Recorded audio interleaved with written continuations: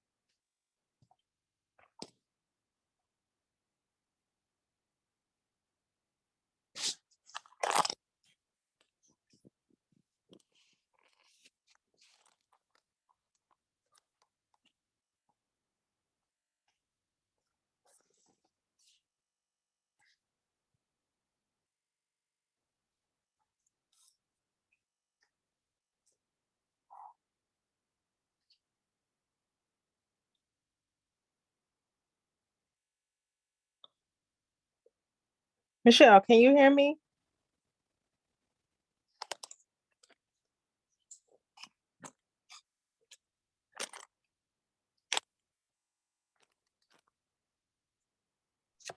Yeah, I hear you. I had my phone on mute. Oh, okay. I'm on here. I saw your name, so I was speaking to you before they got started. Oh, okay. Yeah, we should be revving up in a minute. I know Sister Pat called and she was on her way to the house. So probably waiting for a few more people to get inside the house. Okay, sounds good. I just wanted to say hi, my sister. All right, good to hear from you. You too, darling.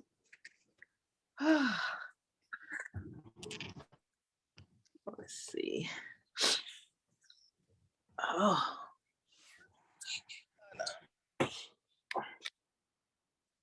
I'll be on camera in a little bit.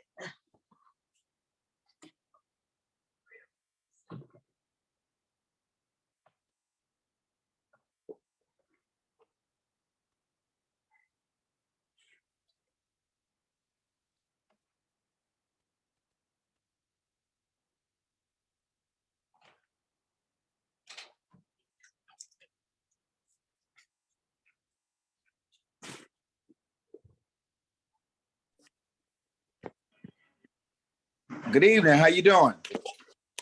Pretty good. Great, great. Outstanding, outstanding. All right.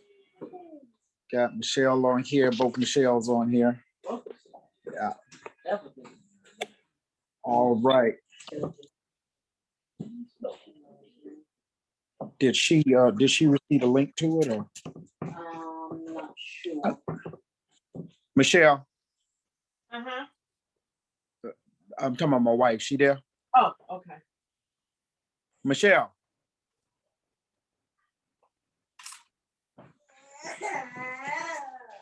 Girl, not today.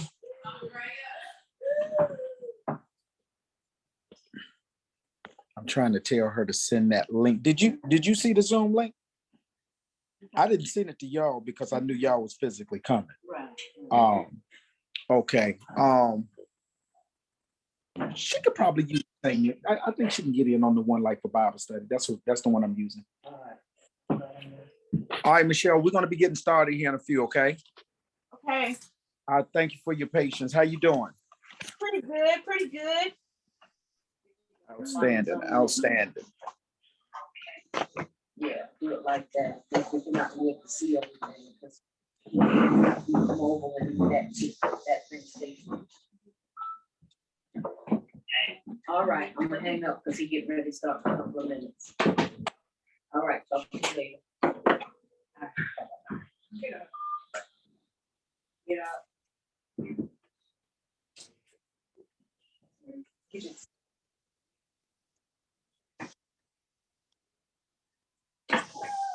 Hey, I'm recording, girl.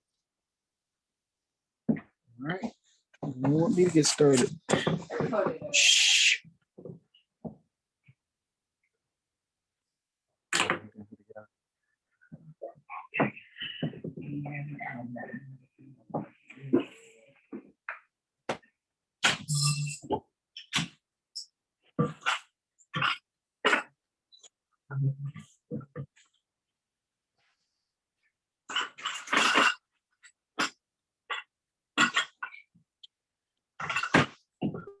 Okay, I think I'm gonna go ahead and get started.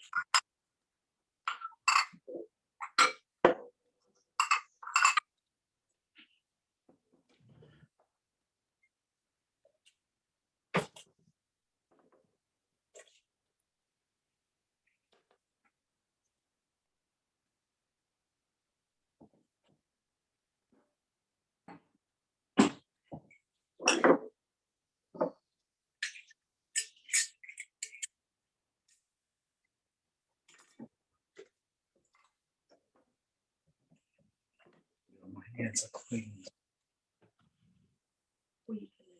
Some things.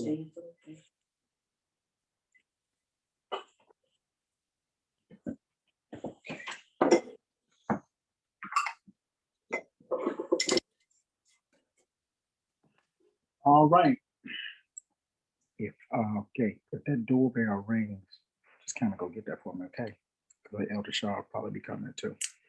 All right. Good evening. How's everybody doing? Well, All right. Thank you. I want to first of all welcome you all out to my medicine show presentation. I'm a little nervous about this. I don't know if you can tell. I shouldn't be, but I am. I have some handouts here that I want to pass out to you. And actually, if you would take two of those and pass it down to your left, and everybody make sure that you have one of those. All right. My name is Van Wilson, Dr. Van Wilson. You don't have to call me doctor or nothing like that. Doctor is in leadership, but however, I just want to introduce myself to you guys. I think you all know me. I am currently a student at Maryland University in the Integrated Health program. And what we do in Maryland University's Integrated Health program, specifically in the herbal studies, is we talk about making medicinal medicine.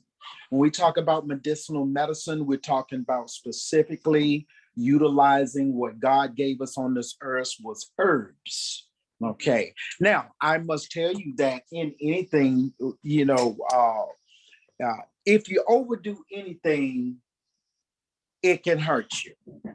So one of the most important things when you start dealing with herbs or you deal with any type of nutrition, you deal with anything that you're going to put inside of your body, it will do you a lot of justice to do your due diligence and research what you're consuming. One of the biggest problems that we have in this world today is not only with obesity, but one of the number one killers is heart attacks, high blood pressure, sugar diabetes. And these are some of the things that we want to try to prevent. But how do we prevent it? We prevent it by eating right. We prevent it by going out doing research, reading labels. No one likes to read labels. And legally, sometimes you're only required just to put a little bit of tiny bit of information on there on the ingredient that you utilize, but sometimes some things are left out. So we'll talk about, or if you have any questions about reading labels as it specifically pertain to understanding herbs, I would do my best at this point in the class to explain to you. If I don't know the answer, I'll get back with you and let you know what it is. All right, a bit of administrative issues right now. The restroom is to my right, your left. I think everyone knows where it's at. There are no hazards or anything out here right now that I can see that you would trip over. We do have refreshments. We have water, fruit tray, and some chips and dip for you as we're going through the presentation. So it's there for you. We have water as well. Okay, with no further ado, I've introduced myself. You know what this period of instruction is going to be about. I'm going to demonstrate to you today also making a tea. And the tea is basically used for medicinal purposes only. Can you make a tea? I want you to think about tea in two categories: medicinal use or as a beverage. Okay, medicinal use and as a beverage. They both are not the same. Right. What they have in common is tea, but not all teas are the same. Right. Specifically in this class, we want to talk a little bit about medicinal tea. Now, medicinal tea has elements, and I'll keep it kind of generic, but those elements are referred to as constituents or phytochemicals. Okay. Now, when God created plants, he had this process called photosynthesis, right? Kind of taking you back to high school or elementary school. We know that photosynthesis is comprised of what? Rain, sunshine, okay? And when you have rain and sunshine and the seed or the plant has been planted in good fertile ground, you produce a healthy plant. Now, if you don't know, when you start evaluating whether or not a plant is a good source of nutrients and vitamins and minerals, you need to really pay attention to the leaves. If the leaves look like they're dying, not dried out, but just dying, sometimes they may have a disease or something like that.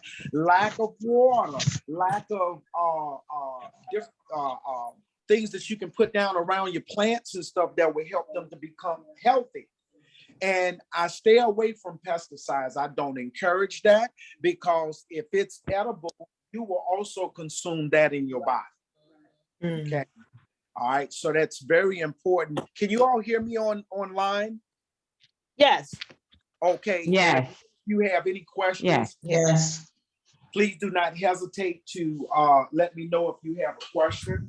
I will verbally talk you through what I'm doing right now. I've taken a jar of basil, and this is referred to as holy basil that came out of our garden. Okay. And you're going to have to kind of listen up. I must simulate this a little bit because the whole process can be a drawn out process. It's not detailed, but I want you to understand every aspect of it. When you decide to make a tea out of herbs that you may have in your garden, the first thing, it's not going to look like this. Okay. This is what we refer to as a dried herb. Okay. But it doesn't look like that when you get it. It looks like a regular plant. So what I have is, I'm going to just take the top portion if you all can see this as well. This is a dehydrator. And I'll take the top off so you can see the trays. Hopefully you all can see this. Now, what I do if I'm creating my own product, what I would do, I will put the leaf inside of the dehydrator and dehydrate it. Now, for most herbs, it probably takes approximately between 4 to 6 hours to completely dehydrate a plant. Now, you should be asking, well, do you have to dehydrate it? Absolutely not. But if you don't know, dehydrated herbs are more potent than the natural herb itself. Okay. So just keep that in mind. You're going to get the same phytochemicals inside of there, but there is a unique difference. You're going to find what I'm doing with this process right now with the holy basil here. I'm using a process what they call decoction. Okay. Decoction simply is I'm going to bring the water to a boil. Okay, and I'm going to turn it down to a simmer and allow this basil to be infused by the hot water. Now, the difference between a simmer and not a simmer, but the difference between a decoction and an infusion is that an infusion is done by allowing the plant to simmer in not boiling water, but just water to simmer. If I bring it to a boil, then it's called a decoction. Now, what's the difference between the infusion and the decoction? Well, with the decoction, I'm reducing it down. And the more you reduce it down, the stronger the tea is going to be. Now, you may be asking, well, Mr. Wilson, if I reduce it down, am I losing any phytochemicals? Am I losing any properties when I do that? Absolutely not. As you reduce it down, it becomes more condensed and it's more potent. So you need very little of it. Now, if I was going to make a pot of tea out of this right here, which is equivalent to about this right here, right? If I reduced it down and I reduced it down by half or maybe 3/4, we're looking somewhere about here now. Okay, you guys can see that I'm trying to demonstrate this. If I reduce this down while I was boiling it and reduce it down to about right here, maybe if you can see it 1/4 to maybe even a half, one would probably think in their mind, well, I just lost product. No, absolutely not. You just made a stronger tea. And after you decoct it, I'll use short phrase, decoction. When you hear me say decoct, that's decoction. It's just a short term. But when you deconk it, the thing that you want to keep in mind, very little of that tea will need to be utilized and it'll be powerful. So you can drink it cold, or you can reheat it, or you can turn it into ice cubes. Good way to preserve it. And then, take it out as you need. Now, I want to go back to something before I forget it. When you start, this whole class is about medicinal use. When you talk about making medicinal teas, you want to make sure that you stay focused with the medicine inside of the plant. So you're not going to overly sweeten. You're not going to put this and that into it. You're mainly doing it because you want medicinal properties out of there. You want the most potency from it to alleviate it as little as you need exactly to get the results that is needed. Right. Now, one of the other things that you have to do your research on, and remind me if I forget, I want to talk about something called monographs. Okay. But when you start talking about getting the medicinal use out of the plant, what you want to make sure is that it does not collide with other herbs. Right. I'm going to ask the question, do you think that all herbs are alike? Okay, they are different, right? Some people, y'all smell that? Can you smell it? That's basil. I mean, that's when you know you're dealing with some good quality stuff. You can smell it. And I just turned it down to a simmer. hopefully you guys can, I don't know if you can see steam coming off of this, but it's everybody here can see the steam. Let's see something. There you go. Can you see that? Yep. All right. Trying to Yeah. give you the same effect. Okay. Smell that too. Okay, now I brought it to a boil. Now I'm going to infuse it by allowing it to sit. Now, have you noticed that when you or in times past have made tea and you didn't let it simmer that long, and then all of a sudden you found out that the tea wasn't as strong as you thought it was going to be? Mhm. That's because you did not wait long enough for it to infuse. It is very customary that when you make a pot of tea or even a cup of tea, you should let it infuse 15 to 20 minutes. Right. Mm. But the longer it stays in, the stronger it becomes. Absolutely. Because the steeping.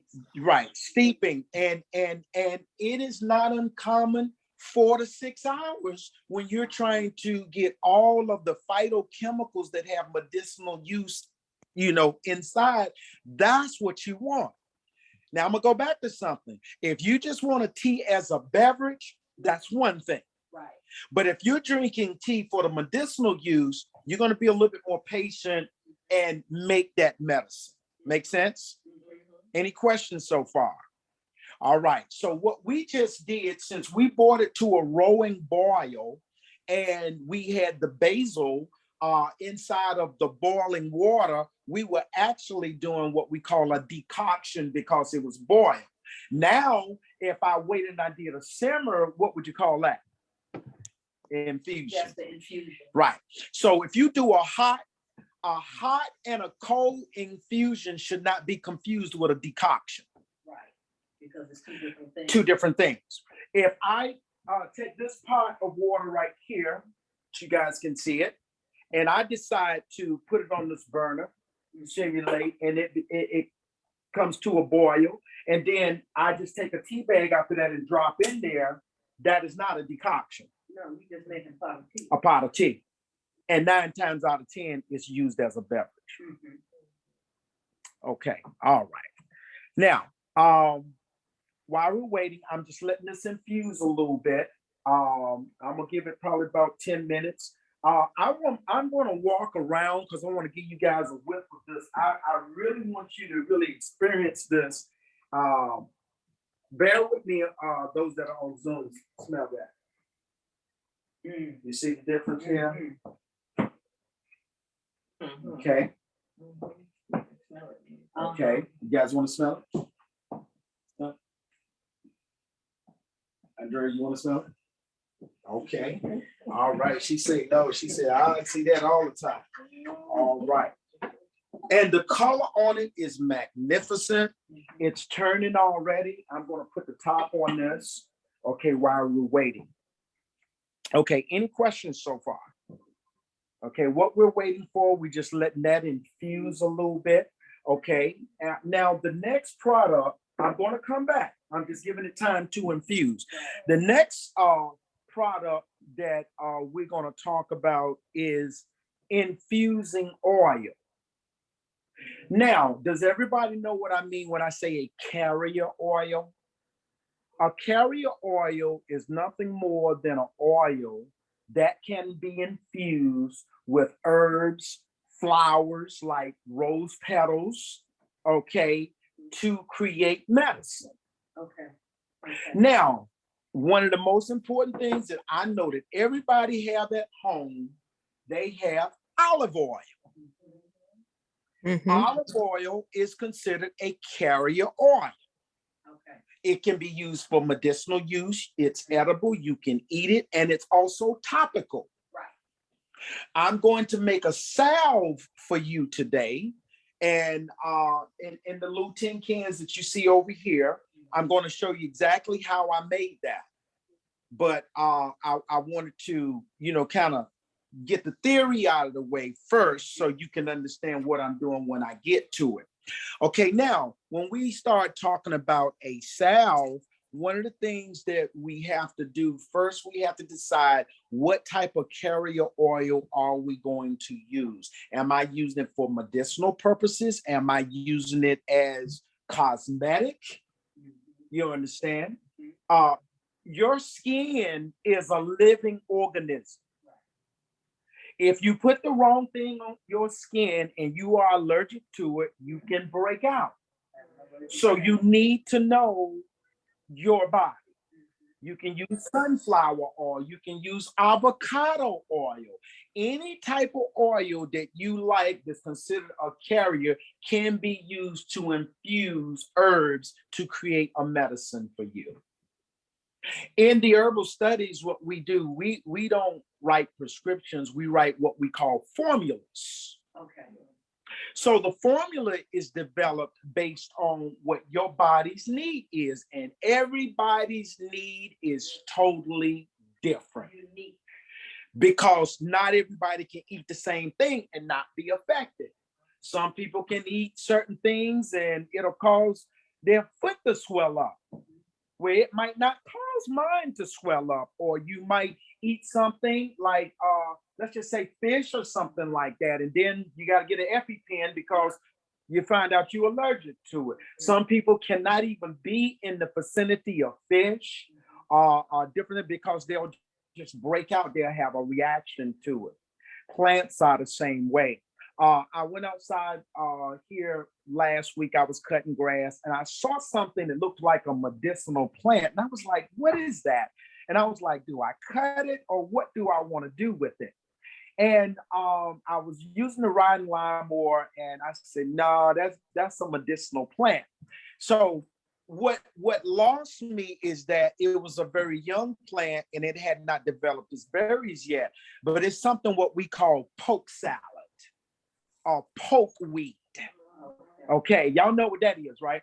When it matures and matriculates, it has this red stalk that it can be poisonous to you. And there's a term that we call emeritus. So when herbal was in its infancy, doctors would create an emeretic, okay? And what an emeretic does, it causes you to throw up. Well, you're like, what does that have to do with medicine? It has a lot to do with medicine. For example, if you ate something and it doesn't agree with you, or it's even poisonous, if you catch it in time and you give somebody emeretic, you can throw it up. Okay? They use charcoal for that. Charcoal, you see? Thank you. So it's very important to understand these medicinal uses of plants here.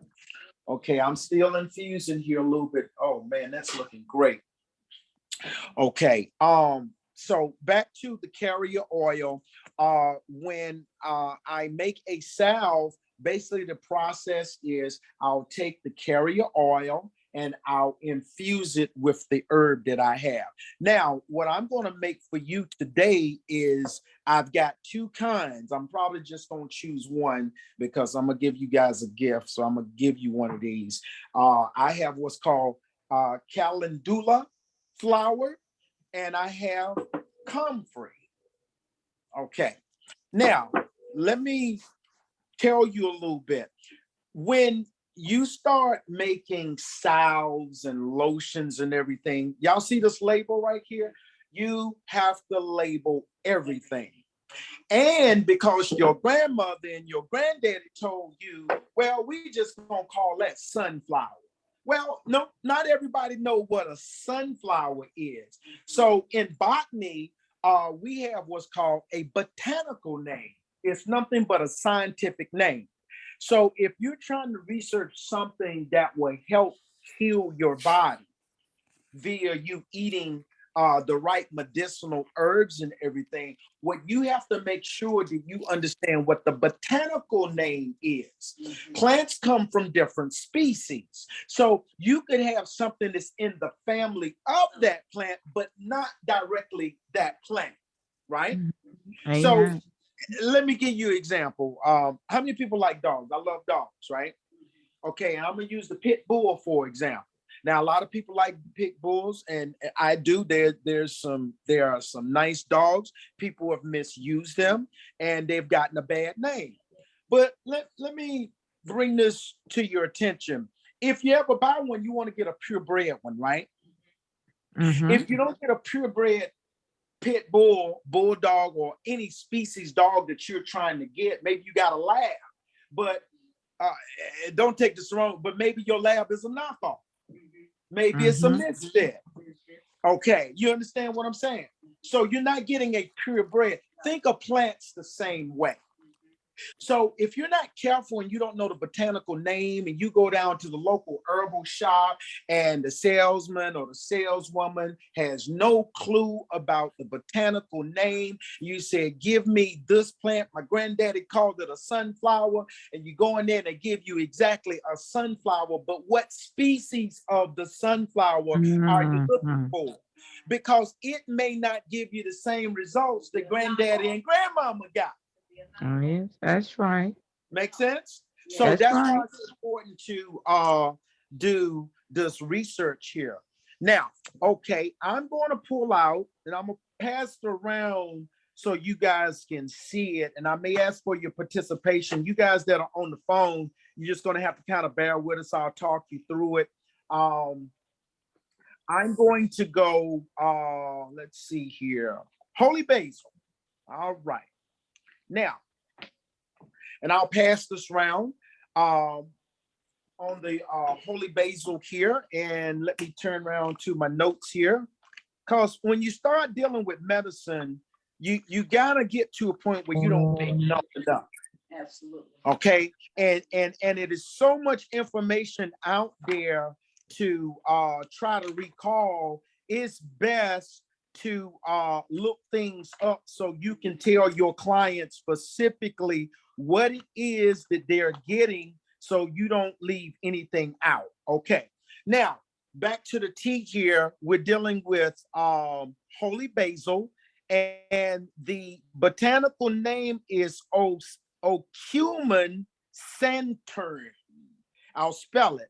Ocimum, Ocimum, I'm sorry, Ocimum Sanctum, Sanctum, Sanctuml. And the part of the plant that we use is the leaf. So in my garden, the basil, the type it was holy basil. And I just gave you the botanical name. And also, I'm letting you know that I use the leaf part of it. Right. Where is the plant from? It's a native throughout the world, tropics, and widespread as a cultivated plant and an escaped weed. So this basil came from a different region. So it could have been through the diaspora. It could have came from Africa. It could have came from Europe, but they chose to say an escaped weed. So how did it end up here? Some race of people brought this plant with them. All right. Now, with the holy, I'm sorry, was there a question? Questions? Okay, great. All right. Now, we're just about ready to work with this tea now a little bit, but I want to give you some more scientific stuff. When I use the word menstruum, menstruum, menstruum, it means nothing but solvent. The menstruum that I used for this holy basil was H2O, which was nothing but water. Now, what if I told you that all waters are not equal? They're not. You got alkaline water, you got distilled water, you have tap water.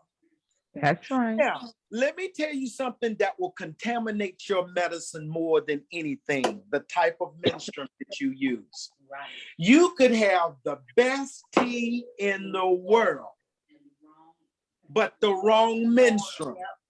Oh, wow.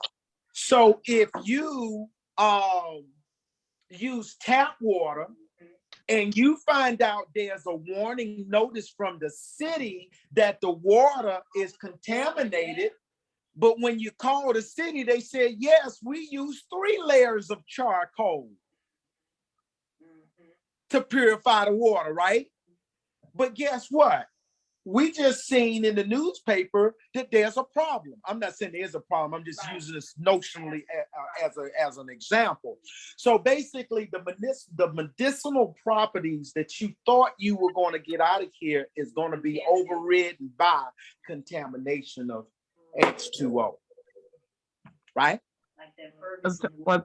Try to put anything in that, it's not gonna go because it was too bad. Go ahead. What was the question? And Pastor Van, I'm just asking because I guess this is probably one of those old school, or like you say, from grandpas and moms. So if you boil the water first, would that do anything to that tap water? Would that knock out That's those old things? school, and it's definitely helpful when you do that. Mhm. Yes, I would, but I would either buy my water. I mean, Mhm. a recommendation. I can't tell you what to do. You know what I'm saying? Yeah. But Mhm. or get some type of filtering system Okay. on your water. Okay. So if the city is filtering it and they put chlorine in there, and then you get a Right. filter and filter it, so it's gone through not only their process but your process as well. And I guess you have to feel comfortable with what you're drinking and what you're consuming. Make sense? Okay. All right. Now, Yeah, because this what I'm going to do is kind of pass this around. I just want to kind of go over some things. Now, let me ask you guys a question. Do you know the difference between synthetic medicine and alternative medicine? Handmade. Man-made, modern medicine. Okay. Ibuprofen, Bayer, Oxycontin, all that is man-made. That's synthetic. Sometimes you will find medicine that does incorporate phytochemical constituents. Sometimes. But herbalists are not given the credit that they deserve. Can anybody tell me why do you think that happens? the money making market. Money making market. So they're not gonna. All right, y'all said the golden thing, money. Yes. If you can stop paying these high doctor bills and treat yourself. Yes. So a guy like me, they want to give a problem to me, right? Because I don't need to let the cat out the bag and let you know that God has put something on this earth that can help your body heal itself. That's right. Now, you would never hear me come out my mouth and say, hey, this right here is going to heal your body. That would be incorrect. Nobody can do that.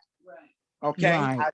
For the record, I just want to say nobody can do that. The only people that are able to do that would be a medical doctor, and they take an oath and they will make a bold statement and say that this will cure you. But does it really? No. Because if you know anything about medicine, you fix one problem, but you start another. And let's start another one. That's so true. That's so true. Right. So I found it was very important if you can get the herbalists and the modern doctors to work together. Yes. But the problem with the herbalists is they haven't been great documenters of the medicine. Right. The Indians have contributed a lot. The American Indian have contributed a lot. Afro-Americans have contributed a lot to medicine. But because of slavery, the diaspora, and all that, we were told not to read, we were told not to write, and then the Indians was told to get drunk, and we're gonna put you on the reservation. How can you get the medicines documented when you in jail and you can't read and you can't write? Now, let's talk military a little bit. As you begin to conquer a nation and you take over countries and stuff, and you loot their libraries and you tear their schools down, they lose all type of pertinent documents and data that was passed down through the years. And unfortunately, what happens sometimes is people like to take credit for what somebody else did. So you can see now and understand why there is a lot of controversy between an herbalist and a modern doctor. I give you a real world example. My grandson DeAndre had cut his finger, and everybody should know, if you don't know, that cayenne pepper will stop the bleeding. So I'm like, okay, you know what? I'm going to test this. Thank you, God, for giving me a real world example. I know Drake was like, I don't want to cut my finger, but he did. So I put cayenne pepper on it. He had to get 3 stitches. That's how deep it was, right? But it immediately stopped the bleeding. Wow. So I took him to the doctor, and the doctor said, what did you put on his finger? Oh, I put cayenne pepper on it. He said, come again? Yes. Do you want the botanical name? We call it cayenne pepper. And that's what I put on there. I say, and guess what it did? It stopped the bleeding. Isn't that what you're supposed to do? I'm a military man. Treat the wound, stop the bleeding, and get them to the doctor. What's the problem? So he said, what would possess you to do something like that? So I can already tell we get into a professional disagreement here, right? Because he's not making money, right? So I just saved a bunch of money by, some home remedies, if you will. I just want you to think about that a little bit. That's why in the herb industry, it's not going forward like it should be going forward. Right, because it's monetary process for the big money. Absolutely.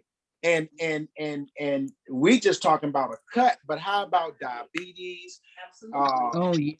If you guys are familiar with Dr. Nathan, who was murdered, there's a reason why.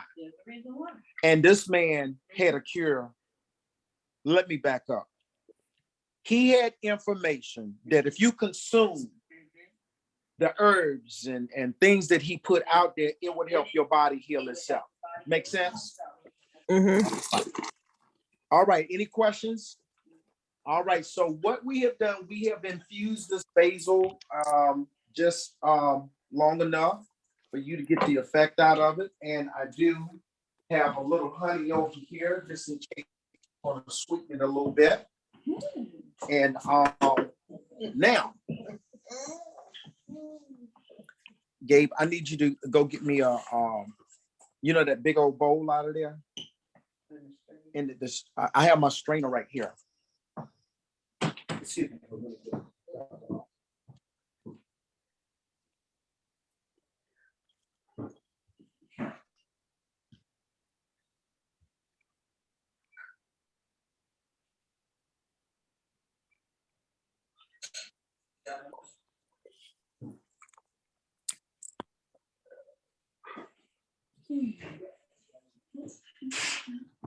All right, couldn't put too many items out here on the desk. So if you guys can see this right now, I have a metal strainer in a big bowl. And what I'm going to do now is to strain the tea.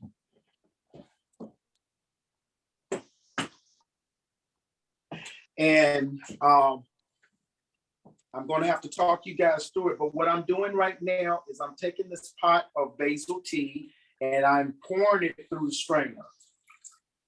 It has a beautiful color. You guys can see that.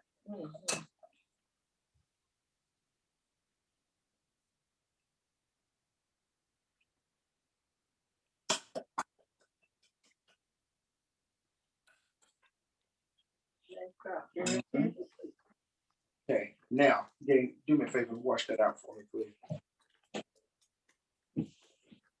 That smells so good. It does smell nice. Now, I'm going to lift this up so you guys can see this. Can you see this? Yes. All right, that is holy basil tea. And it smells good. And the strainer, you can see the basil leaves that are in here. We refer to this as the mark. That's a technical name, mark. Now, if I had loose leaf tea would be kind of like a powder or finely chopped cut. What I would do, I would put it through my handy dandy strainer right here as well.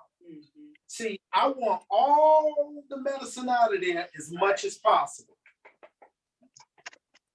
Okay. And this stuff is so potent, you can use it again. Now, I wish you guys could see this, but the mark is inside of this bag. This is a bag strainer. So what I'm going to do is put some pressure on it, and see that? See all that medicine coming out of there? I'm losing that if I just throw that away. Yeah. Now, the good thing about this, if it's not an oily based plant, I just squeeze the medicine out of here. So the mark that's left is just this right here.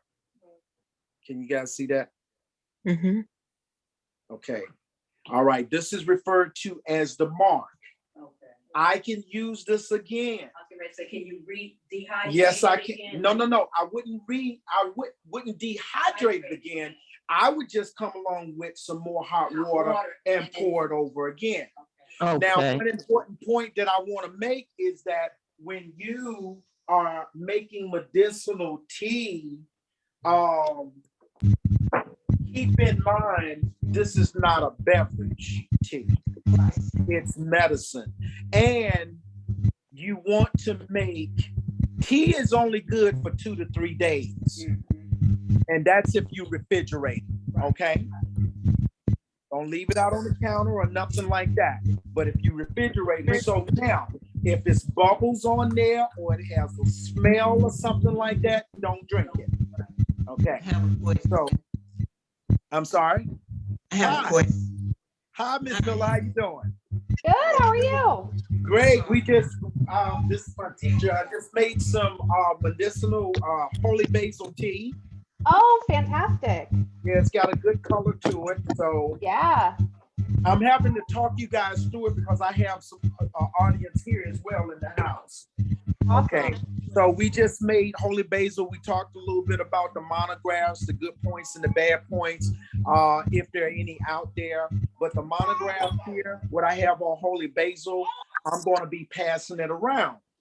And what we talked a little bit about is the difference between modern medicine and herbal medicine, that sometimes though they don't always agree, but the monograph is what we want to be the truth teller. Right.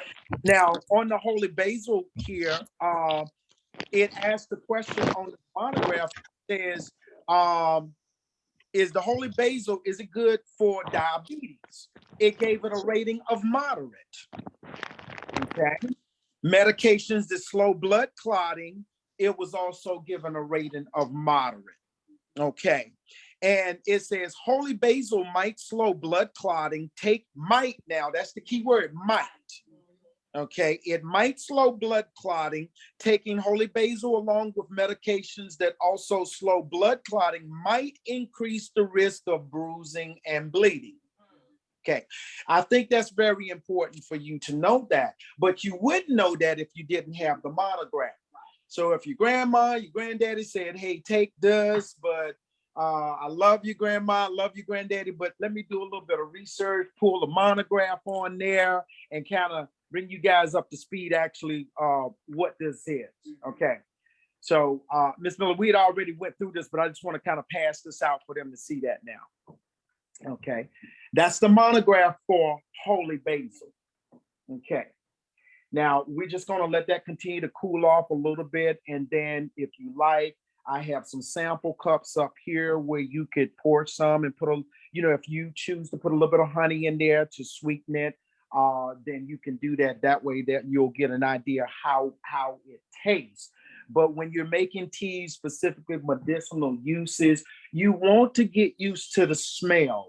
You want to look at the color of it. You want to make sure that you're getting the best herb that you can possibly get that will help you out medically. Make sense? Right. All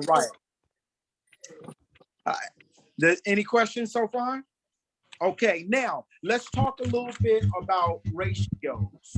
Okay, in making any type of medicine in herbal studies, we talk about ratios. Now, specifically for this holy basil tea, I weighed it out and it weighed about 15 grams. And, and as a culinary chef, I'm used to this, but I'm used to the ounces, but why would one choose grams over ounces? It's more accurate. Okay. So I took now the ratio that I used on this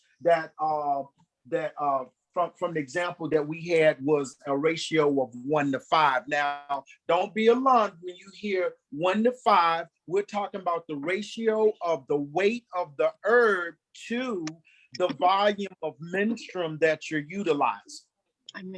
In this case, our menstruum that was utilized was H2O, which is water. Can you use alkaline water? That would be your preference. Can you use distilled water? That would be your preference. Okay. And we had talked a little bit about that. But so if I told you a 1:5 ratio, that's 1 part herb, specifically a weight. In this case, I use 15 grams. And then the next would be the volume. So if I'm using a 1:5, so give me a calculator. What is it? 15, 5, what's that? 15, 25, 75 milliliters. Is that right? 15 times 5, 5 and 5 is 25, 75. 75 milliliters of water. So, this is real scientific, if you will. What I'm trying to say, there's another method. But when you want to be exact and make the same thing every time, it will behoove you to follow that ratio. Right. Okay. And depending on where you're from, depending on where you get your information, you can use a 1:3. I've even seen 1:2. Okay. But in this case, I used a 1:5 ratio. Any questions? Great. No. Great. Okay. Miss Miller, you have any questions? I'm just going through it, so help me out if I question. No, you're doing great. Thank you. Go ahead, ma'am. When you were talking about the basil, the holy basil. Yes, ma'am. You strained and said you could use it later. Yes. Okay. Now, when you say later, is there a way you can use it days later? How do you preserve it to keep it, the strength and everything? Or you have to use it immediately, maybe the same day? Okay, that's my mother, Miss Doris Douglas, asking a question there, and her question is that when you make the tea and you have the mark left over, just kind of rephrasing it, do you have to use it immediately, or how many days can you wait? From what I understand, what I've been taught is that if you don't have enough tea, it's best to make more right then and there, but try to make 2 to 3 days worth of medicinal tea, because it's only good for 2 to 3 days. Then it's going to get stale. If you see bubbles or there's a smell, you might as well just make another batch. You don't want to just keep using that mark. Okay, now what do you do with the mark after it's done? If it's a plant that doesn't have oils in it, then what I would do, I take it and put it in my garden to help create compost. Yeah, make compost out of it. Did that answer your question? Yes, it did. Thank you.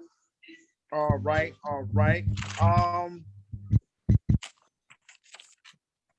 Okay. All right. Now I want to go back to one thing just before I move on, but we talked about the decoction and everything. We noticed the difference. You got cold infusion, you have hot infusion, then you have the decoction. Now I'm just going to use this for example. When you have a let's see, like roots like this right here. This is like a bark. Okay. So you want to make a tea out of this. You're not just going to steep this, you know what I mean? You want to bring it to a boil and then, turn it down and let it set and steep that way, because this is a hard material, right? And you want to extract out those purities. Now, Mother Doris, you on here, right? Yes. If you don't mind, I want to tell them a little bit of your testimony. And I'll let you tell it that way, because you know what to say. Remember you was telling me about you was drinking the red root tea? Yes. Do you care to share that, or what do you want? Okay, I'll share a little bit of it. Okay. I was about 9 months pregnant, and they were doing an exam on me, and the doctor said that I had cancer on my womb. So as soon as my child was born, they were going to have to give me a hysterectomy. Okay, I was into just starting to learn about herbs and teas and stuff. And what I decided I would do once, well, they told me to come back once I had the baby and everything, and this is what they were going to do. So I started using the red root tea, drinking the red root tea, which it was a friend that went out in the woods in Virginia and got it raw. You know, it wasn't bought or anything, it was gotten out of the woods. And once I had the child, I was supposed to go back to the doctor 6 weeks, but I didn't go back. I waited the 6 weeks. I was still drinking the red root tea. I would use it everywhere I could. I would douche in it, everything I could do with it, I used it. So after the, about 2 or 3 months later, I was due to go back to him. I went back for the visit, and they checked me. They couldn't find anything. They said it was made like the old-fashioned, a lot of you all may know about old-fashioned phone dials, rotary dials. Yeah. It was similar to that with holes in it. So when I went back, they couldn't find nothing at all. Wow. And they wanted me to, Wow. you know, I said, And how much and how much of that red root tea? Now, again, let me say this for the record. We're not saying that that's going to heal you. We're just giving you a testimony of someone that did, and it helped. The herbs helped her body heal itself. So how much was that red root tea were you drinking a day? oh God, we used to make it about a gallon and just put it in the refrigerator. Sometime I would drink it just cold with a little bit of honey or hot as tea. And Okay. just, Did you? I can't remember exactly how much, but I would consume as much as I could per day.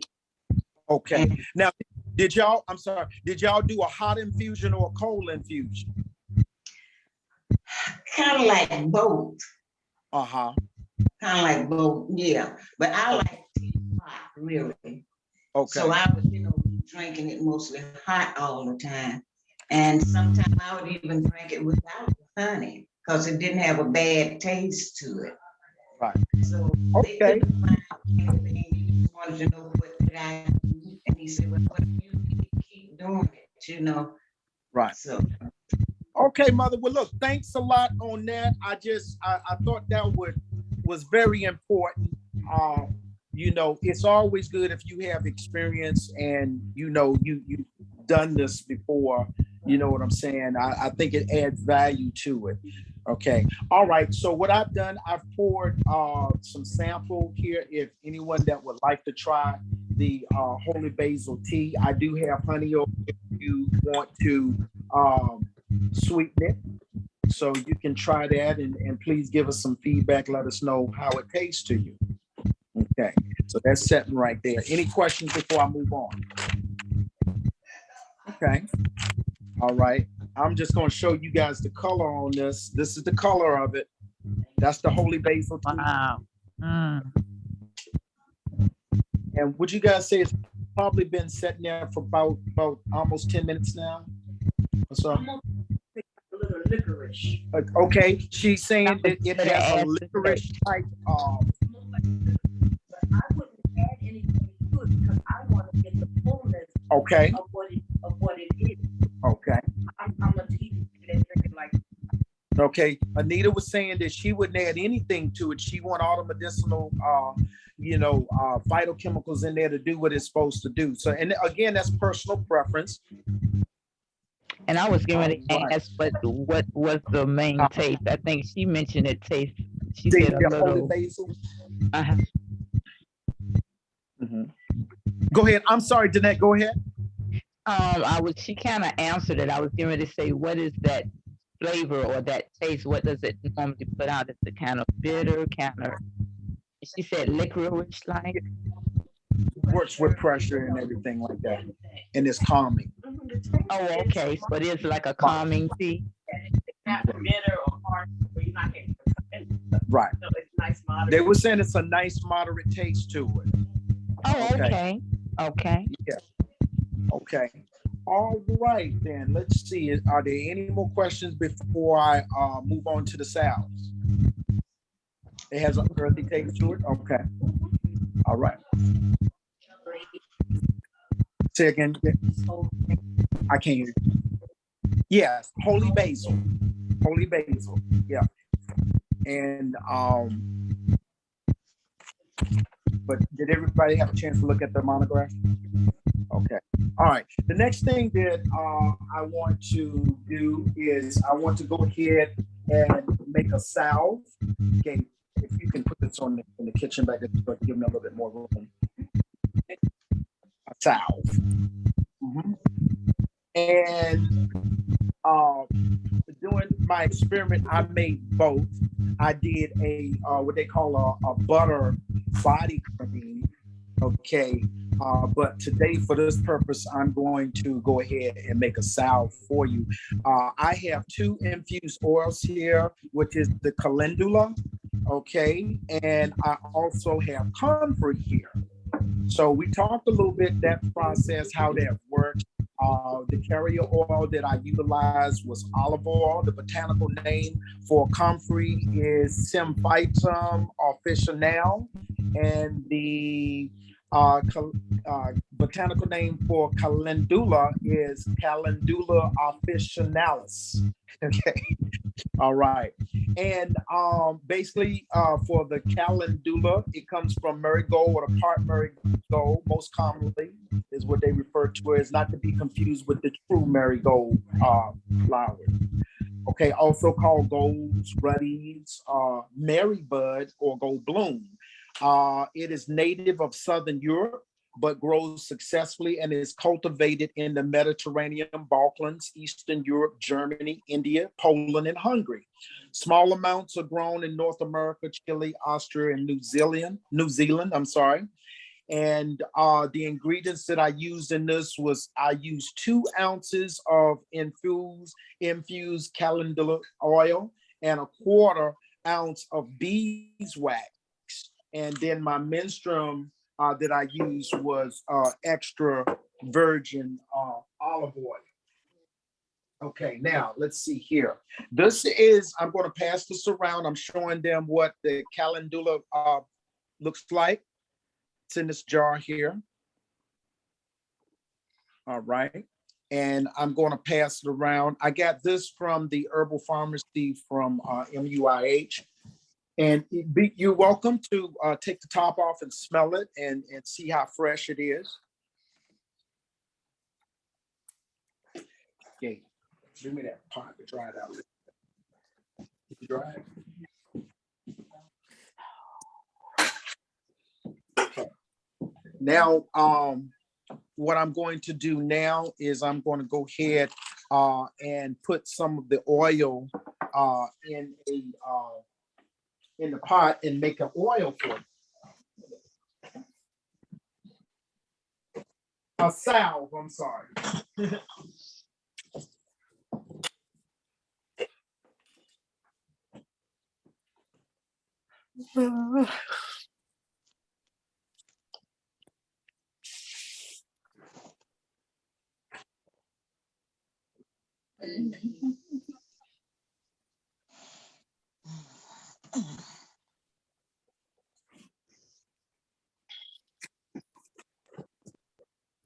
Okay, the next thing that I'm making, like I said, is a salve.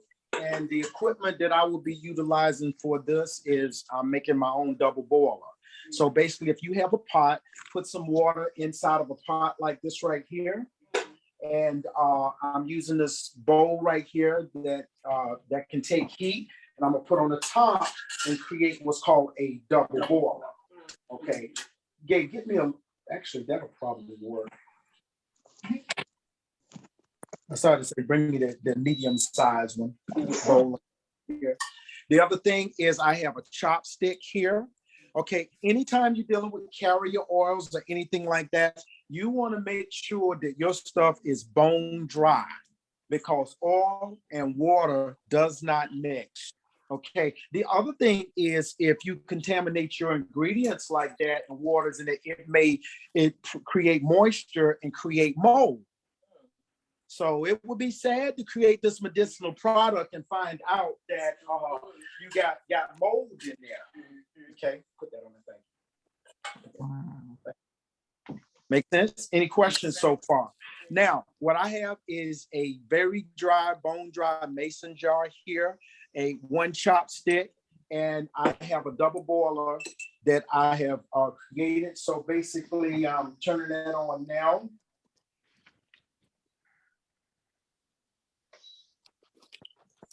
All right. Now, any preference? I have two oils up here. I have calendula and I have comfrey.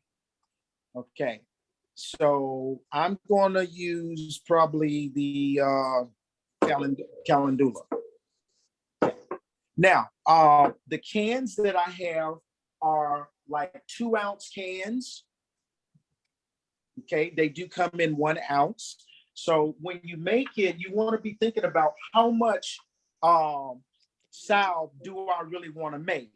Okay, so normally, you know, what I've found now that I've been practicing and doing this, I'll measure out, and this has already been the oil's already been made. So basically, if I want to make like 2 of these cans, which would be 4 ounces, then what I'll do, I'll put it right down exactly what I'm putting in there. That way I'm not wasting a lot of product.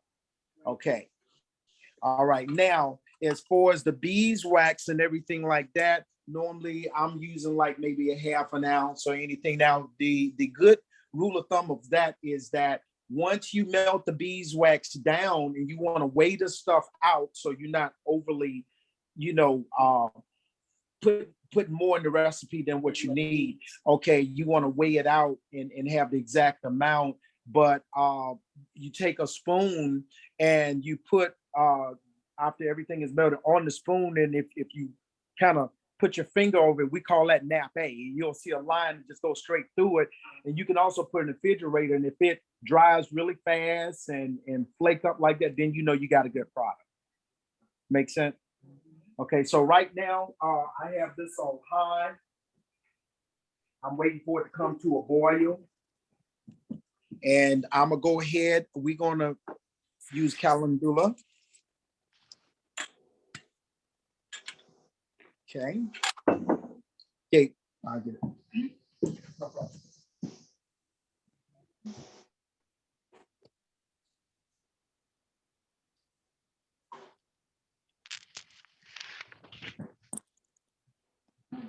All right, so I have my measuring cup here, and I already know in 1/4 cup is about approximately 2 ounces. Okay, so if I want to make 2 of these cans right here, I'm going to take my oil, watch what I do. Okay, and I'm going to measure out specifically that.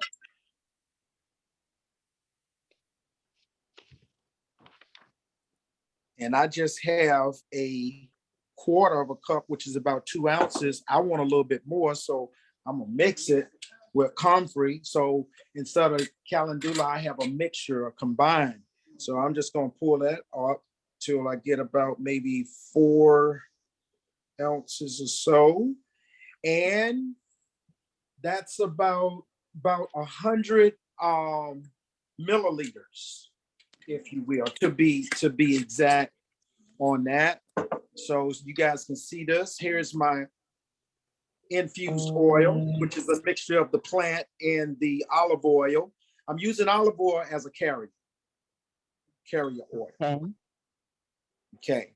That's already been infused with comfrey and calendula. Okay. So the next thing, what I'm going to do is go ahead. Okay, it's heating up. So you guys can see this. I'm pulling my double boiler over here so you can see it. I'm pouring my oil in here. And I'm gonna put that back on the burner quickly.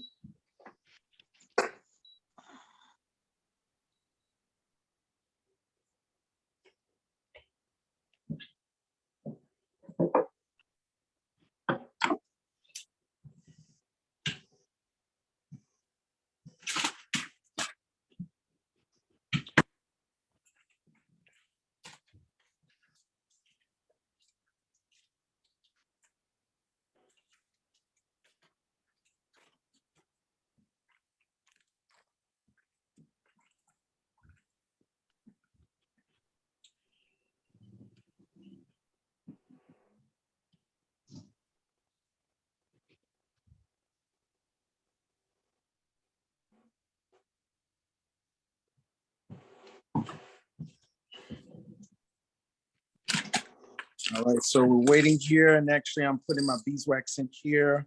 This is a 2-ounce cup, but I'm only going with that. So give me about maybe an ounce, a half an ounce. So give me half of that, actually. Okay. Yeah, I'm gonna pass this around so you guys can look at this. This is yellow beeswax. This is what's gonna cause it to solidify. Yes, that's what's gonna hold it. Yeah. To stir it up. Right. With the chopstick. Yeah. And I believe I haven't tried this, but I believe from a culinary standpoint, this will work. Ms. Miller, if coconut oil, since it solidifies very quickly, would that also work as a thickener to cause it to solidify? It does, but if you're blending it with other carrier oils, then you do need a beeswax in order to hold everything together. So if you blend, it is guacamole, buddy.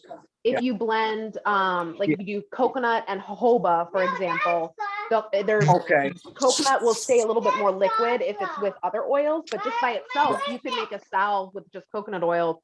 It just won't hold its form if it starts to get a little bit warm, or if you put it in the sun, it'll melt back to, to liquid. Gotcha. Okay, so she answered that question and stuff. So basically what we're doing is waiting and letting this heat up. And what I'm going to do, if you guys can see this, I'm going to go ahead and add the beeswax in here. Okay, so I'll add that. As this begins to heat up, it's going to melt the beeswax. And then I will take this and pour it in the tin can. Okay. So Dr. Wilson, when you start to make your product, do you do it with the intention that it's for hair or skin or abrasions or itching or some particular? That's a very good question. Pat was asking that, do I make this with the intention that it's for a specific purpose? Yes. And that's why we want to conduct research. For example, if Taisha has sensitive skin, whatever product that or formula that I come up with, I want to make sure that it works for her, that she's not allergic to it or whatever. If she's allergic to it, then I've got to change the formula to fit her. So to answer your question, yes, that is something definitely that you want to consider when you just don't give somebody something, you want to make sure. And then, you want to ask them questions. What is going on? What is your body telling you? What if you don't, what is your doctor telling you? And then you take all that and then develop a formula, and please inform your doctor what you're doing that way so we can work together, not against each other. If that makes sense. Did that answer your question? Great. Okay. All right. So now we're cooking now. I'm gonna turn it down just a little bit. That's just the water. I'm concerned about melting this here.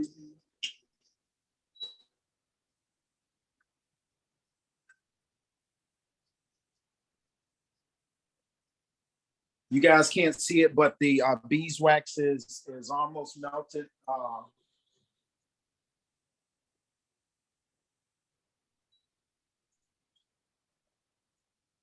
right.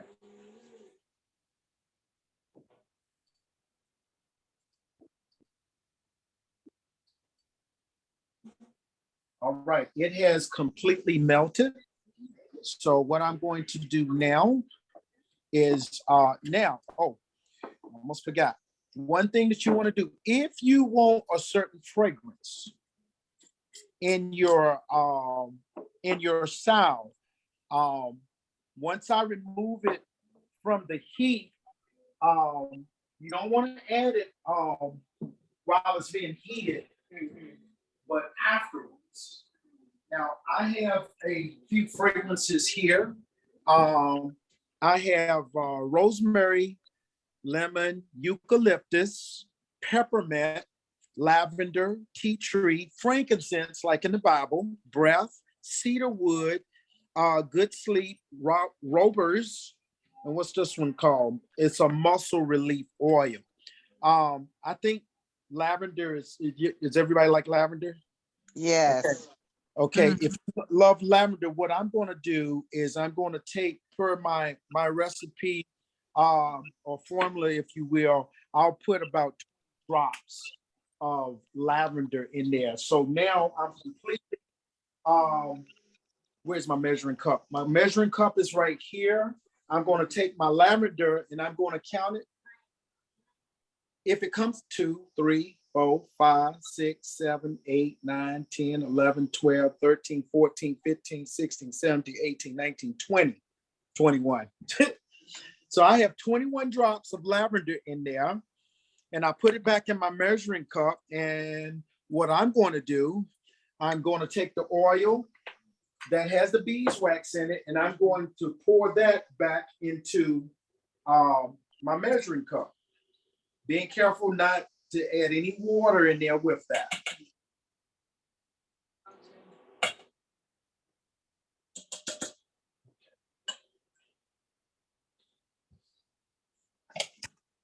Okay, now, Gabe, I need your help.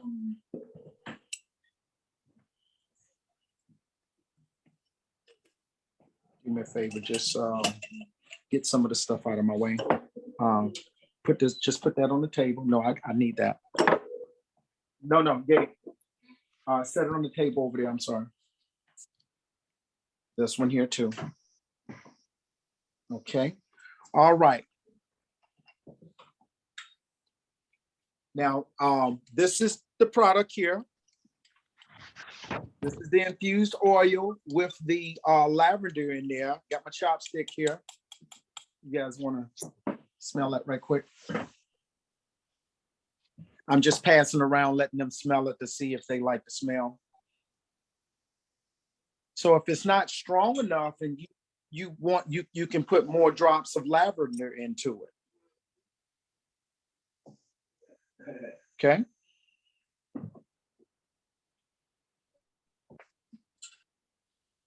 Okay, I have two 2-ounce tin cans right here.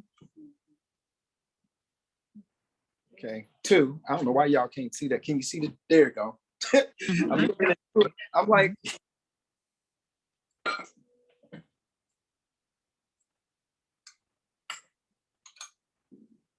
actually, I took a. Gabe, what y'all do? Here we go. No, I mixed in my 1 ounce with my 2 ounces, and I can look at it and tell that this small can was a 1 ounce. I want 2 ounces because that's what I specifically measured. Okay, now, all right. So I have and what I'm doing is pouring the salve inside of the tin cans.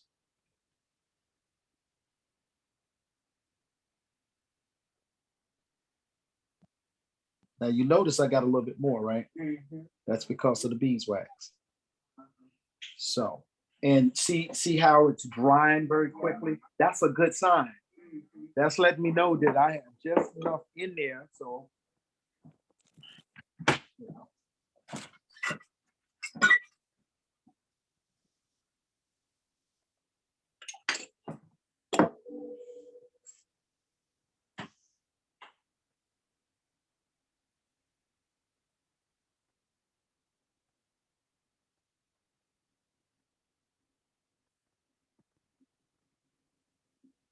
Okay, we're gonna give that a few minutes there.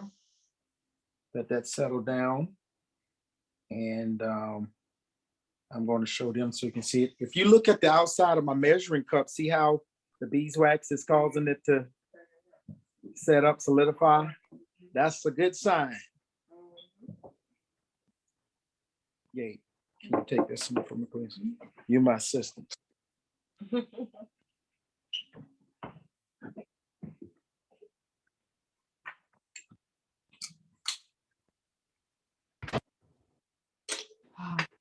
Okay, now, while we're waiting for that, I want to talk a little bit about tinctures. Does everybody know what a tincture is?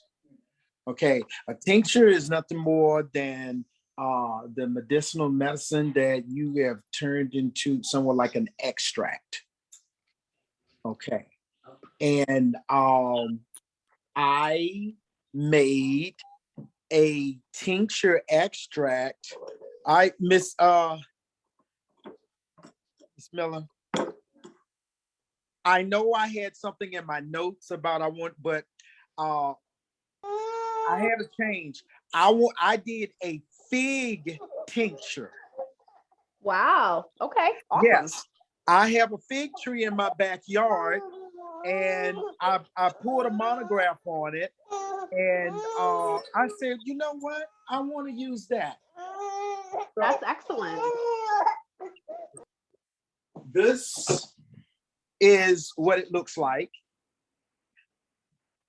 Can you see it? Is that from the leaf of the fig tree? Yes. Now I took the fig leaf off the tree, put it in my dehydrator, and I dehydrated for about between 4 to 5 hours.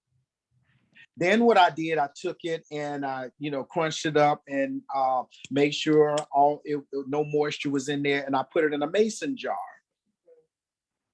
But I didn't just, I said, well, let me pull a monograph on this thing. I want to see how good is this, or what could it be used for?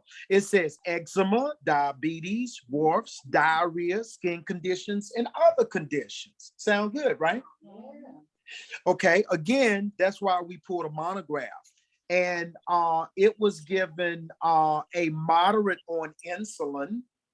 Okay, it says fig leaves decrease blood sugar. Insulin is also used to decrease blood sugar.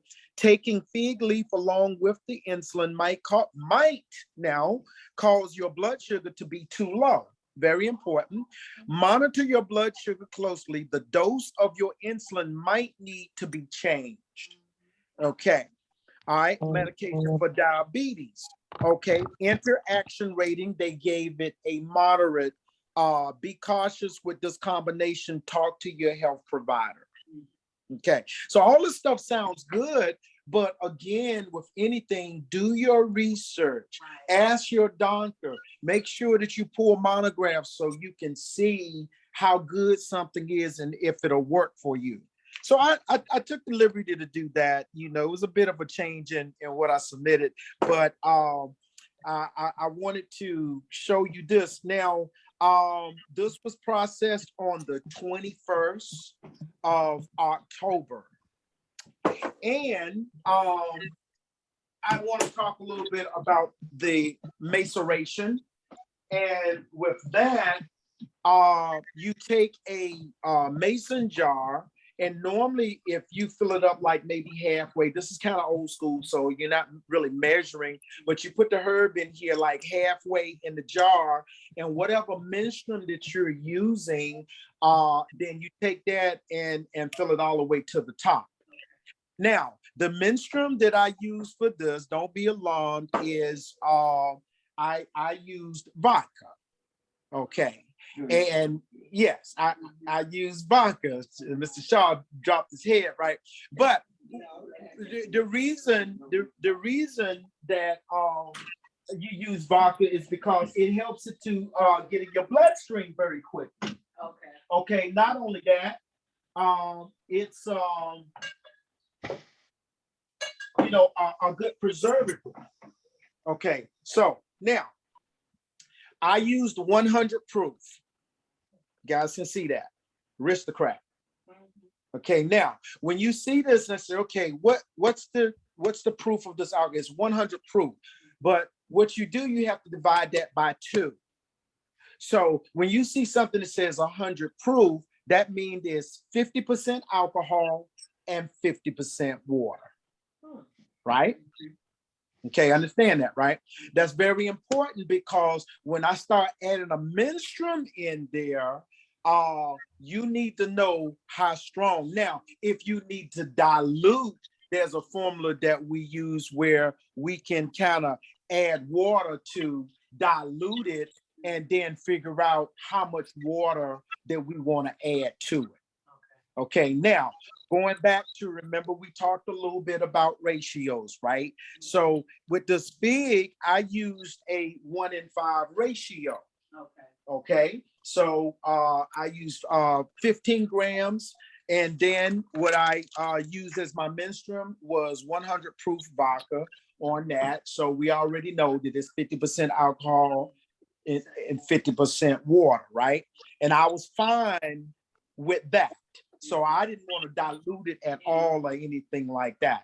Okay. So after that, once I figured out my ratio and everything like that, and the amount of menstruum that I'm using, then according to the maceration method, that's all you need to do is fill it up. And then probably about 2 to 3 weeks later, approximately, just keep it in a cool, dry place, and nature's going to do what it do. It's going to process on its own, but every day you want to shake it. Okay. Now, I did something that I'm very excited about. Gosh, what did I do with my machine? Which one? My 420. I have a piece of equipment, a 420 Infusum 420, and what it does, it can make infused butter, it can make tinctures, it can make infused oils. So with a infused oil, but we're talking about tincture here, it takes me about 2 to 4 hours to make a tincture. Okay. So here we go, right here, it's right behind me. Here you go, this baby right here.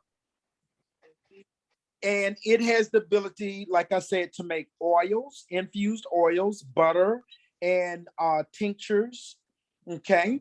And it has a default setting on here that once I pour my menstruum in here, which would be my vodka, right? Then I would take, mind you, let me say this right here. You know my formula, but the minimum that I can use in here is a cup. The minimum, the minimum level that it requires, it's about a cup. So I use a cup of menstruum, right? So in that case, if approximately like eight ounces, right? Okay, so I'll take my 8 ounces, right, and I'll figure out what the milliliters are on that, and then I'll divide that by 5. Once I divide it by 5, then I find out what my weight needs to be with a 1:5 ratio, because it's the weight of the herb to menstruum, right? So if you don't know what weight to use, I'll take that menstruum, divide it by 5, and say, okay, this is and that's in grams, what I have to have. And that's how you figure that out if there's an unknown and you don't know. But I use a 1:5. I just wanted to show you this machine right here. This is what I use right here to increase my process time, because normally, you're gonna wait at least 2 to 3 weeks to have a product, right? So thank God for this type of equipment, but I just wanted to kind of share that with you. So back to the tincture, I made a big tincture. And this is what it looks like. And the botanical name is Ficus carica, Carica. This was processed on the 22nd. I do have a little label on here so you can see this. And this is what I made out of those fig leaves in back. Okay, so it has a good color, nice tail to it, and you can see it right here. Yeah, so what will you do with that? Do you add it to something that you're eating or drinking? It's a very good question. You said, what can you do with this? You can take it, put it underneath your tongue, for about 3 to 5 seconds or so, and that'll immediately go in your bloodstream. Or if you can't take the taste or whatever like that, you can put it in a beverage. Okay. And do it that way. And then you could drink it and automatically, it goes in your system as well. Make sense? Makes sense. What Yeah. type of beverage? Huh? What type of beverage? Orange juice or anything that you're drinking, your tea, you can put it in there and it'll work just fine. What happens to the alcohol in that process of making your tincture? Does it lose alcohol strength as far as like alcohol is concerned? Well, it over time as it process, yeah, it kind of evaporates off and everything like that. But it's a good preservative as well. Now, and I like that question because you can use glycerin, which is this right here, a vegetable base. So if you can't take the taste of that, you can use this, but the shelf life of the glycerin versus the alcohol, it can't be matched. Now this stuff right here, I'm about 4 to 5 years based on the notes and stuff that I have. Wow. Yes. Wow. So now when you talk about money and you talk about saving, you decide which way you want to go with, right? I want to go with the stuff that's going to last. Make sense? Yeah. Okay.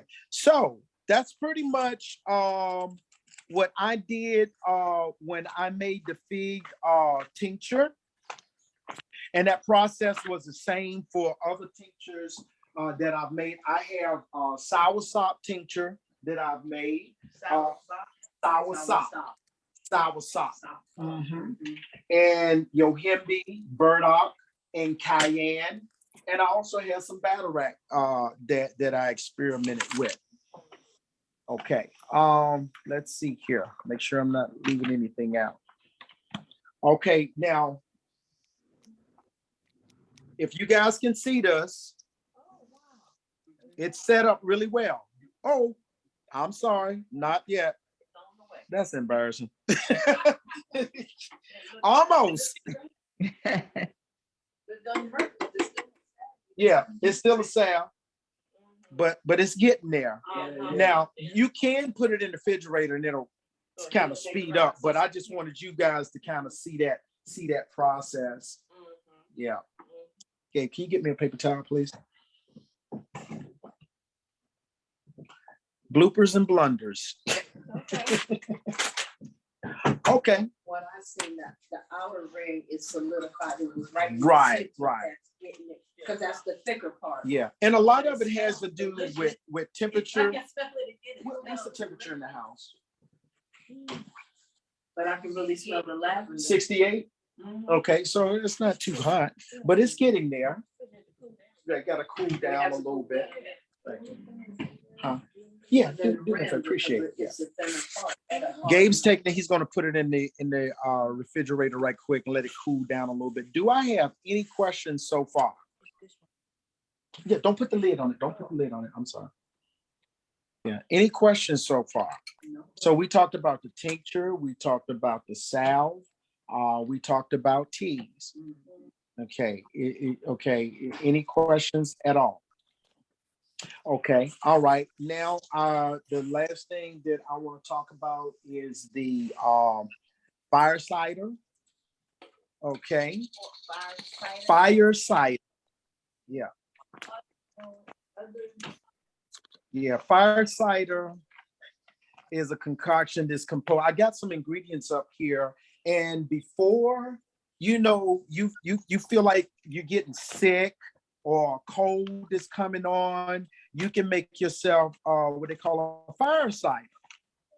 Okay, and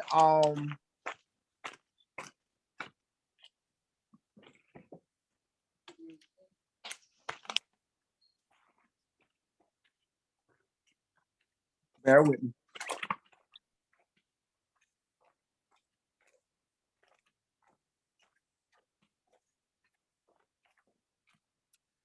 All right. Let's see.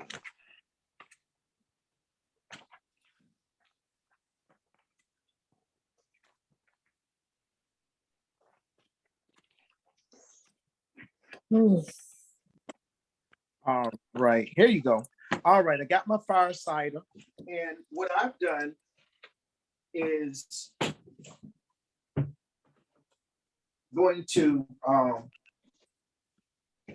show you a batch of it here, and a shot of this will really do you well. And the ingredients that it has in it is Bragg's apple cider vinegar, onion, honey, lemon, minced garlic, horseradish, ginger, and I put rosemary and cayenne in there as well. Now, some of those, what I did, I wanted to show you. Does anybody know what this is? Ginger root. That's the ginger root. Ginger root. That's inside of there. Does anybody know what this right here is? Horseradish. Oh, what now? Horseradish. It's horseradish. Is that horseradish? Oh Yep, that's a horseradish. Wow. Okay, and of course, this is an orange. This is an onion, red onion, and pepper and garlic. And these are the ingredients that I have in the fireside. Wow. Okay, now that right there will help you tremendously. It will help your body if you feel like a cold is coming on. Okay. And some of the folks here have had the luxury of tasting it. But did you like it, Elsha? Yeah. Okay. If you like, I can let you guys sample that if you like. And I think you'll really enjoy it. And it has the mother in it from Bragg's apple cider. So when you look into Bragg's, it kind of look like pollution and stuff like that. That's the enzyme that's in there. That's the good bacteria or the probiotics that when it gets inside your stomach, it's going to help you out. Oh, You know. wow. So that's what you want. I'm not saying the other vinegars are not good, but I wanted the one with the mother in it.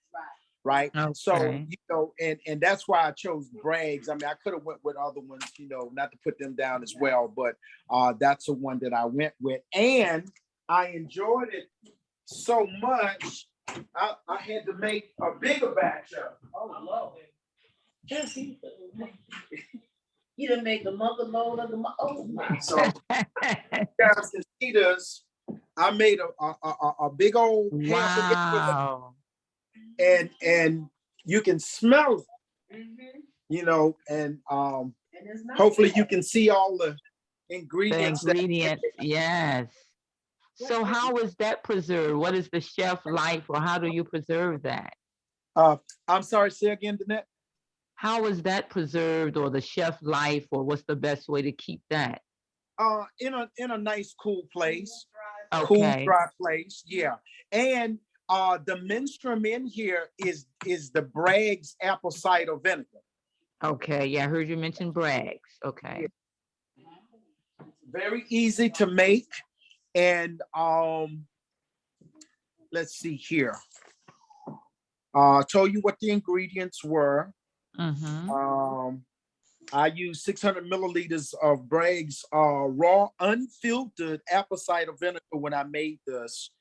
And the rest of it was just the ingredients, the constituents. The mother consists of a variety of strains, which is good bacteria. Scientifically, these good strains are called probiotics. Like I said, it helps your digestive system. It keeps your digestive system working smoothly. Okay. Probiotics, it helps to promote a good, healthy immune system, especially the mother that's in there. It prevents you from getting sick. Yeah. Okay. You heard that key word, right? It prevents you from getting sick. Okay. And the product, when it's setting, it probably need to set for about 2 to 8 weeks for you to really. Now, when I first made this, I made this on the 20th. What was it? The 20th of October. Okay. Mhm. And so basically, 14 days later, that put me somewhere around about the 3rd or the 4th of November. Right. And that's when I was able, and that's the one that you guys were able to taste. You see what I'm saying? Now, on the 3rd, so I took the pulp or the mark that's in here, and I just added the mother to it, and I said, I'm gonna use this mark again. Okay. Right? Oh, okay. So the date on this is the 3rd of November. Okay. So 14 days later, which is going to put me around about the 17th, we got another batch up. Okay. All right. So, but you guys were welcome to cipher some of this off here if you want to taste it. I highly recommend it. I'll tell you, so it's good. Do you use it straight, or do you add it to some water or something? No, you just take. Matter of fact, Pat, I'm gonna let you taste a little bit of it. Okay, go get me a strainer. Don't listen to them, Pat. You're gonna love this stuff. That should be a good, what you call like a winter medicine. That should be a really good So winter. I wish you guys could. I'm a tilted. I don't want it waste out, but you can kind of. Yes. Yeah. So you can kind of see all that goodness in there. Yes. Can you see it? Yes. All right. There's some good. I mean, you can smell it too. No. Give me a glass. Clear glass. Yeah. It's not real hot. If I tell you it's not bad, and I can't take nothing home, that's not bad. You gotta kick it at the end. Oh, yeah. You gotta kick. Nita, if she's tasting it and it's not too bad, it's not bad.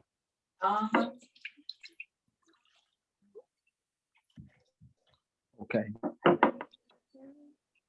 So, what I say? I'm selfish with this stuff. Mr. Van, would you almost? I'm just using that for example. Would you almost equate that to just going to another old school thing? You know how they used to give us the 3 6s or the what was the other thing? The Father John or the Yeah. What was that other or they would give us? Yeah. Okay. Yeah. Now I would equate it to. Now I siphoned off a little bit of that, and the pulp and stuff I left in there. I know my wife. She said, "Well, I want to use that for marinating." You can certainly marinate. I was gonna say that. Oh, I was gonna say that. It tastes Yeah. good on some fish or chicken, I believe. I'm gonna try it. Oh my gracious! Wow. Yes, it's very good. It has a wonderful flavor. Oh, okay. Hold up. We gonna do a toast. Yeah, I'm missing that part. He look. Elder Shaw say he want a shot too. Oh, he want a shot? You want anybody else? Yeah. Anita? Okay. Wow. What time? So would that be good all year, or like you say, more with the fall, winter time, or just all year? Okay, that's fine. Okay, I'm sorry, say that again. Would that be what we would call a good fall, winter, metaceutical intake, or would that be all year? When needed, as needed, when you feel Okay. like something coming on. Oh, okay. Who missing? Me. Oh, you want one? I said, yeah. Okay. I'm getting amnesia like I don't hear it now because this stuff is like gold to me. All right. I'm gonna repent later. Give me that string again. Yeah. I figured y'all would appreciate that. But that's all right. You know what? I'm gonna pour some of this pulp in here too. You drunk it yet? We waiting on you. Okay. All right, hold up. All right, y'all. We closing out, and this is a toast. We had a good time. Sure did. And very good presentation. Yeah. Very good. But hold up, I'm gonna ask you if you got any questions, but I gotta hit this. I gotta dog this first. Okay, y'all ready? Cheers. Cheers. All right, to your health, good health. Yes, yes. Woo! Woo! my,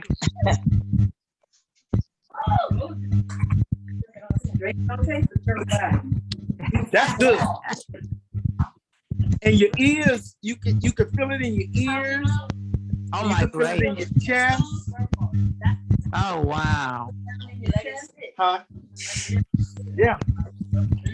Woo! That is good.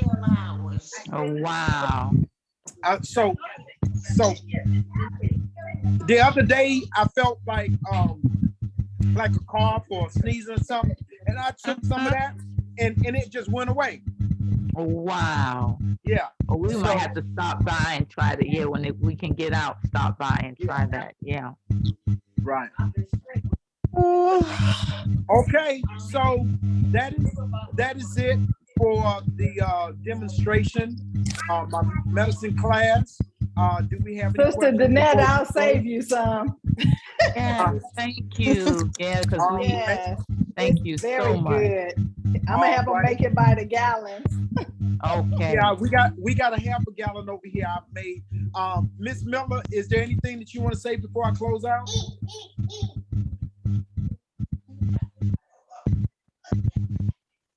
Is she still with us, Miss Miller?